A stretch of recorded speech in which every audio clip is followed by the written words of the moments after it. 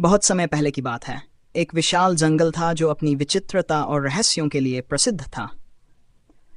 यह जंगल अन्य जंगलों की तरह जमीन पर नहीं था, बल्कि यह हवा में तैरता हुआ प्रतीत होता था। पेड़ जमीन से थोड़े ऊपर लहराते थे, जैसे कोई अदृश्य शक्ति उन्हें थामे हुए हो। जब तेज हवा चलती तो पूरा जंगल एक दिशा में झुकने लगता, मानो वह स्वयं उड़ रहा हो। पत्तों की सरसराहट में भी कोई संगीत था जो मन को अद्भुत शांति देता था। इस जंगल में कोई मनुष्य नहीं रहता था, लेकिन जानवरों की एक विचित्र सभ्यता थी। वहां एक बुद्धिमान हाथी था जिसका नाम महावीर था, जो जंगल का नेता था। उसके साथ उसकी सबसे करीबी मित्र चतुर लोमड़ी चंचला रहती थी। सभी जानवर आपस में प्रेम और सम्मान से रहते थे, लेकिन उन्हें यह डर हमेशा रहता कि अगर कभी किसी बाहरी को इस जंगल का रहस्य पता चल गया तो उनकी शांति छिन सकती है। एक दिन आकाश में एक रहस्यमयी बादल आया जो काले धुएं से बना था। वह बादल हवा में उड़ते जंगल की दिशा में तेजी से बढ़ रहा था। जानवरों ने पहले ऐसा कभी नहीं देखा था। महावीर ने तुरंत सभा बुलाई और सब जानवर इकट्ठा हो गए। चंचला ने अपने अनुभव से अनुमान लगाया कि यह कोई प्राकृतिक घटना नहीं, बल्कि किसी जादुई शक्ति का संकेत हो सकता है। सभा में यह तय हुआ कि एक खोजी दल जंगल के बाहर जाएगा और यह पता लगाएगा कि वह धुएं वाला बादल कहाँ से आ रहा है और उसका मकसद क्या है। महावीर ने अपने सबसे भरोसेमंद साथी बाज अर्जुन को इस मिशन पर भेजा। अर्जुन अपने तीव्र दृष्टि और तेज उड़ान के लिए जाना जाता था। वह बिना देर किए उड़ चला और धीरे धीरे उस रहस्यमयी बादल के भीतर गायब हो गया। जैसे जैसे समय बीता गया, जंगल के जानवर चिंतित होते गए। अर्जुन की वापसी नहीं हुई। महावीर गहराई से सोच में पड़ गया। तभी अचानक हवा में एक कंपन हुआ और एक चमकती हुई रोशनी जंगल के बीचों बीच गिरी। जानवर डर के मारे इधर उधर भागने लगे, लेकिन महावीर शांत खड़ा रहा। रोशनी के बीच से एक अजीब सा जीव निकला, जिसकी आंखें नीले प्रकाश से चमक रही थीं और शरीर किसी पारदर्शी धातु से बना हुआ लग रहा था। उसने सबकी भाषा में कहा, मैं किसी बुराई का दूत नहीं हूं। मैं उस बादल की चेतावनी लेकर आया हूं जो इस जंगल की उड़ान शक्ति को चुराने आया है। अगर तुमने एकजुट होकर इसका सामना नहीं किया तो ये जंगल हमेशा के लिए जमीन पर गिर जाएगा और तुम्हारी सभ्यता नष्ट हो जाएगी। महावीर ने सबकी ओर देखा और बोला, ये जंगल हमारे जीवन का आधार है। अब समय आ गया है कि हम सब मिलकर इसे बचाएं। यदि आप महावीर के उस साहसिक निर्णय के बाद पूरा जंगल एकजुट हो गया। पक्षी, जंतु, रेंगने वाले जीव और जल में रहने वाले जानवर सभी ने मिलकर योजना बनानी शुरू की। पहली बार था जब एक उड़ता हुआ जंगल अपने अस्तित्व की रक्षा के लिए जाग उठा था। जंगल की हवा अब पहले जैसी नहीं रही, उसमें एक बेचैनी थी। पेड़ हिलने लगे थे, जैसे उन्हें भी खतरे का आभास हो गया हो। चंचला ने सुझाव दिया कि उन्हें जंगल के मूल केंद्र, जिसे वे जीवन बीज कहते थे, की सुरक्षा करनी होगी। जीवन बीज ही वह रहस्यमय शक्ति थी जिससे ये जंगल हवा में तैरता था। ये बीज एक विशाल बरगद के नीचे रखा गया था, जिसे केवल सबसे बुद्धिमान और पवित्र प्राणी ही देख सकते थे। महावीर ने 4 विशेष दूतों को चुना। अर्जुन बाज, एक जलपरी जिसका नाम नीलिमा था, और एक आदमकद कछुआ त्रिलोक। ये चारों जंगल के चारों कोनों में जाकर उस रहस्यमयी बादल से टकराने की तैयारी करेंगे। इस बीच अर्जुन की वापसी भी हुई। वह बहुत थका हुआ था। उसके पंख झुलसे हुए थे, पर उसकी आंखों में चेतावनी की आग थी। उसने बताया कि वह धुएं का बादल असल में एक राक्षसी शक्ति से बना है, जिसका नाम वात्सुर। वह उन जगहों की शक्तियां चुराकर स्वयं को और विशाल बनाता जा रहा है। उसकी योजना थी कि इस जंगल की उड़ान छीनकर उसे जमीन पर गिरा दे, ताकि उसकी उड़ती शक्ति से वह पूरे आकाश पर राज कर सके। यह सुनकर सभी जानवरों में गुस्सा भर गया, लेकिन साथ ही एक डर भी था।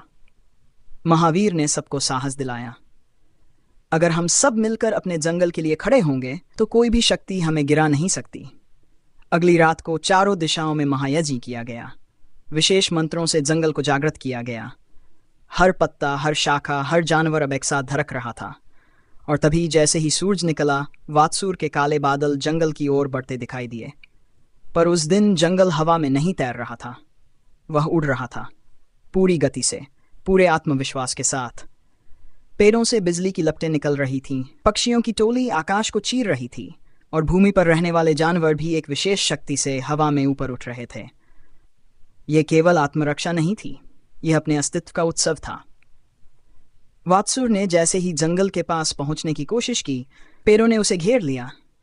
अर्जुन और चंचला ने उसके चारों ओर चक्रवात बना दिया।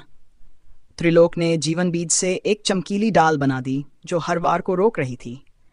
नीलिमा ने अपने जल जादू से आसमान में वर्षा कर दी, जिससे धुआं कमजोर होने लगा। वात्सुर चिल्लाया, तुम मेरा कुछ नहीं बिगाड़ सकते, मैं अजेय हूं। महावीर ने उसकी ओर देखा और शांत स्वर में कहा, असली ताकत उड़ने में नहीं, उड़ने की वजह में होती है। हमारा जंगल उड़ता है क्योंकि यह प्रेम, एकता और त्याग से भरा है। तुम्हारा अंधकार यहां नहीं टिक सकता। जैसे ही उसने ये कहा, जीवन बीज से एक चमक निकली और वात्सुर चीखता हुआ हवा में बिखर गया। जंगल एक बार फिर शांत हो गया, पर इस बार वह पहले से भी अधिक ऊंचाई पर उड़ रहा था। न केवल आकाश में, बल्कि हर उस दिल में जिसने अपने जंगल के लिए कुछ खोने का डर छोड़कर कुछ बचाने का साहस दिखाया। जंगल की उस ऐतिहासिक विजय के बाद वातावरण में एक नई ऊर्जा भर गई थी। हर जानवर की आंखों में चमक थी, जैसे उन्होंने अपने जीवन का कोई विशेष उद्देश्य पा लिया हो। पेड़ों की शाखाएं अब पहले से ज्यादा लहराने लगी थीं, मानो वे भी उत्सव मना रही हों। पक्षियों की टोली लगातार नृत्य करती हुई आकाश की सीमाओं को छू रही थी। हवा में एक ऐसी मधुरता थी जो केवल विश्वास से जन्म लेती है। परंतु जीवन जब भी स्थिर होता है, प्रकृति उसमें हलचल पैदा करती है।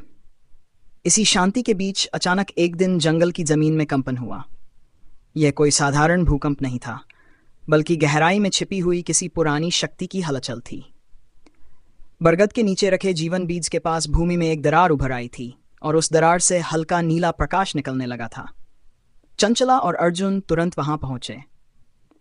नीलिमा ने उस नीले प्रकाश की ओर इशारा किया और कहा कि यह किसी नई शक्ति का संकेत है, जो या तो बहुत शुभ हो सकती है या अत्यंत विनाशकारी। त्रिलोक ने अपने अनुभव से बताया कि यह दरार प्राचीन स्मृति द्वार है, एक ऐसा रास्ता जो जंगल के जन्म से पहले की कहानियों को जागृत कर सकता है। महावीर ने निर्णय लिया कि इस द्वार को खोलने से पहले जंगल के सभी प्राचीन अभिलेखों को पढ़ा जाए। जंगल के एक सुदूर कोने में एक विशाल पेड़ था, जिसे जान वृक्ष कहा जाता था। उसकी शाखाओं पर हजारों साल पुरानी पत्तियां थीं, जिन पर समय की स्याही से घटनाएं लिखी थीं। जब महावीर ने उस पेड़ की सबसे ऊपरी शाखा की पत्तियां छुईं, तो अचानक से पूरे जंगल में एक अलग सी ध्वनि फैल गई। हर पत्ते से एक स्वर गूंजने लगा। अगर स्मृति द्वार खुला तो जंगल का अतीत सामने आएगा और वह हर प्राणी को उसकी जड़ों से जोड़ देगा। लेकिन अगर कोई प्राणी उस अतीत से डर गया तो जंगल की उड़ान थम सकती है। महावीर जानते थे कि अतीत से डरना भविष्य से मुंह मोड़ने जैसा होता है। उन्होंने द्वार खोलने का साहसिक निर्णय लिया। जब दरार पूरी तरह खुली तो वहां एक अद्भुत दृश्य उभरा। जंगल के नीचे एक और जंगल था जो अब तक छिपा हुआ था। यह धरती का प्रतिबिंब था, लेकिन पूरी तरह से उल्टा। जहां जानवर यहां उड़ते थे, वहां वे जमीन पर रेंगते थे। वहां की हवा भारी थी, रंग फीके थे और मौन हर दिशा में फैला था। इस प्राचीन जंगल की रक्षक एक वृद्ध नागिन थी, जिसे कालवती कहा जाता था। उसकी आंखों में हजारों सालों की कहानियां थी। उसने महावीर और साथियों को देखा और धीमे स्वर में कहा, तुमने जीवन को ऊपर उठाया, पर नीचे जो छूट गया है वह भी तुम्हारी जिम्मेदारी है। महावीर ने उसे प्रणाम किया और पूछा कि वे क्या कर सकते हैं। कालवती ने कहा कि नीचे के जंगल को फिर से जीवंत करने के लिए ऊपर के जंगल के प्राणों का अंश देना होगा, यानी जो शक्ति ऊपर उड़ती थी उसका कुछ हिस्सा नीचे बांटना होगा। यह एक कठिन निर्णय था। इसका मतलब था कि ऊपर का जंगल थोड़ी देर के लिए नीचे उतर जाएगा, उसकी उड़ान धीमी हो जाएगी और उसकी रक्षा कमजोर पड़ सकती है। लेकिन सभी जानवरों ने सहमति जताई, क्योंकि वे जानते थे कि एक सच्चे जंगल की पहचान उसकी उड़ान नहीं, बल्कि उसके भीतर की करुणा होती है। महावीर ने जीवन बीज से थोड़ा अंश निकाला और उसे कालवती को सौंपा। जैसे ही वह अंश नीचे के जंगल में मिला, वहां की हवा हल्की हो गई, रंग लौटने लगे और मौन के स्थान पर संगीत फैलने लगा। पहली बार था जब धरती का जंगल भी ऊपर की हवा में सांस ले रहा था। अब दोनों जंगल एक हो गए थे, एक आकाश में उड़ता, दूसरा जमीन पर खिलता। महावीर ने आकाश की ओर देखा और उसके चेहरे पर संतोष की रेखा थी। वह जानता था कि असली उड़ान ऊंचाई में नहीं, बल्कि उस भावना में होती है जो हमें सबको साथ लेकर चलना सिखाती है।